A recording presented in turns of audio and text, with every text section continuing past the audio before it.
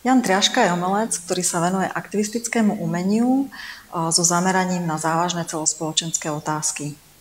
Jeho fokusom je hlavne centrálna Európa a jej celospoločenský vývoj.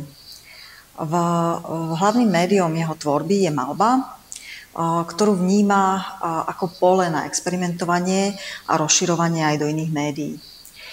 Často s maľbou pracuje ako s objektom, vytvára až také architektúry, ktoré reagujú na site-specific priestor, v ktorom momentálne autor vystavuje.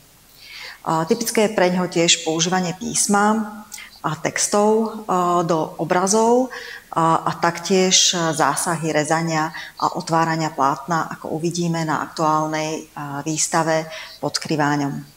Hlavnou témou tejto výstavy v Galérii umelcov Spiša, ako napovedá názov, je teda Kriváň.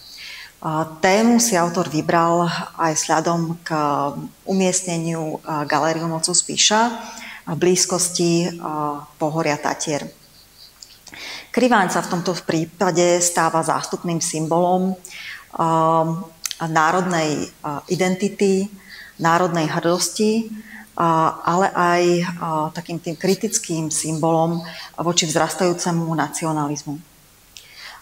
Autor pracuje s týmto symbolom, zmnožuje ho a zároveň ho prepája aj s ďalšími symbolmi národnej identity, ako sú valašky, alebo pracuje s odkazom k Martinovi Benkovi.